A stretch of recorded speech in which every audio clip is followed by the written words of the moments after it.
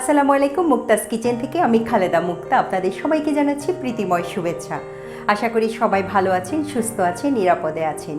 যেহেতু গরমকাল সেহেতু একটু ঝোল ঝোল তরকারি খেলে ভালোই লাগে, তাই না বন্ধুরা? একেবারেই তাই তো আজকে আপনাদের জন্য আমি নিয়ে আসলাম শসা দিয়ে চিংড়ি মাছের ঝোল। আশা করি পুরো ভিডিওটা জুড়েই আমার সাথে থাকবেন। চলুন তাহলে শসা দিয়ে চিংড়ি মাছের ঝোল করতে কী কী লাগছে উপকরণগুলো দেখে নিই এক নজরে।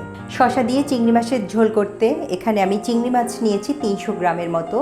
এদিকে স্পাইসগুলো আছে, মরিচের গুঁড়ো আছে 2 টেবিল চামচ, জিরা গুঁড়ো আছে 1 চা চামচ, হলুদের গুঁড়ো 1 চা চামচ, পেঁয়াজ বাটা 2 টেবিল চামচ, আদা বাটা 1 চা চামচ, রসুন বাটা 1 চা চামচ আর আধা কাপ কাটা পেঁয়াজ।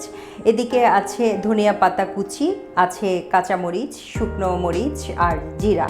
এদিকে আছে নারকেল বাটা। এটাই কিন্তু এই রান্নার বিশেষত্ব। নারকেল বাটাটা যদি এই শসার তরকারির সাথে দেয়া হয় কি যে অসাধারণ স্বাদ আমি বলে বোঝাতে পারবো না বন্ধুরা। আমি যখন রেসিপিটা আপনাদের সাথে শেয়ার করব তখনই বুঝতে পারবেন। আর এখানে আমি এরকম সাইজের একটা বড় শসা নিয়েছি আর টুকরোগুলো করে নিয়েছি এরকম করে। যেহেতু চিংড়ি মাছ ছোটো সেই জন্য টুকরোটা এই সাইজের করে নিয়েছি। এটা একেবারে অপশনাল, আপনাদের পছন্দ মতো টুকরো করে নিতে পারবেন। এদিকে আছে তেল, এদিকে আছে লবণ। তাহলে মোটামুটি এই লাগছে আজকের রেসিপিতে।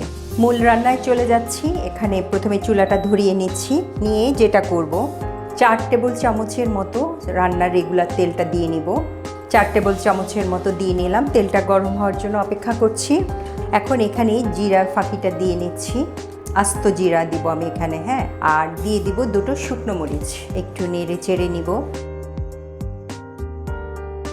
জিরার গন্ধটা যখন একটু ছড়াবে এই পর্যায়ে আমি পেঁয়াজ কুচিটা দিয়ে নেব। ব্রাউন কালার হওয়া পর্যন্ত ভেজে নিব। পেঁয়াজটা ব্রাউন কালার হতে হতে চিংড়ি মাছটাও দিয়ে নিচ্ছি। আজকের রেসিপিটি খুবই হেলদি, কারণ আপনারা জানেন শসার উপকারিতা। পরিমাণ মতো লবণ দিয়ে নিচ্ছি। এরকম একটা হেলদি রেসিপি যদি আমাদের দৈনন্দিন খাবার তালিকায় রাখা যায় তাহলে কিন্তু মন্দ হয় না। একে একে মশলাগুলো দিয়ে নিব। মরিচের গুঁড়ো দিয়ে নিলাম, হলুদের গুঁড়ো, ধনিয়ার গুঁড়ো, একটু নেড়ে চেড়ে নিচ্ছি।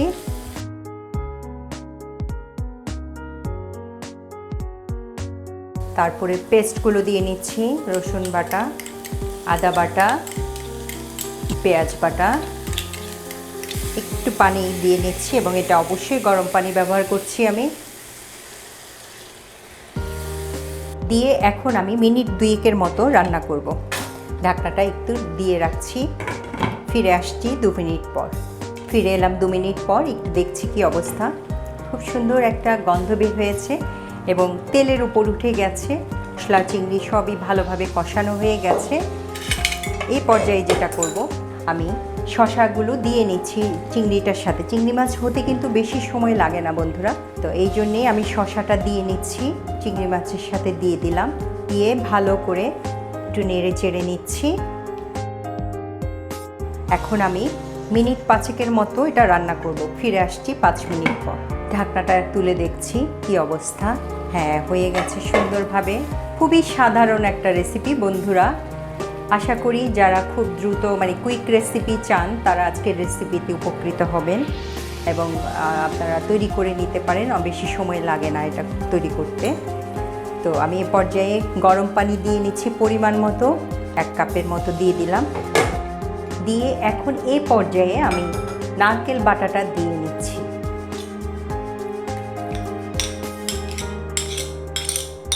এটা অবশ্যই দেওয়ার চেষ্টা করবেন, গ্রেভি হবে। আবার একটু ঢাকনা দিয়ে মিনিট 2 মতো রান্না করব। ফিরে আসছি 2 মিনিট পর। ফিরে এলাম, ঢাকনাটা তুলে দেখছি যে কি অবস্থা। হয়ে গেছে, সুন্দর একটা স্মেল দেখতে পাচ্ছি, কালারটাও দেখতে পাচ্ছেন কতটা সুন্দর হয়েছে, একটুখানি দেখেন শুধু। এই পর্যায়ে আমি কাঁচামরিচ আর ধনিয়া পাতা কুচিগুলো দিয়ে নিচ্ছি। আর আমি ফাঁকে বন্ধুরা লবণ দেখে নিয়েছি, আপনারাও স্বাদ মতো লবণ দিয়ে নেবেন।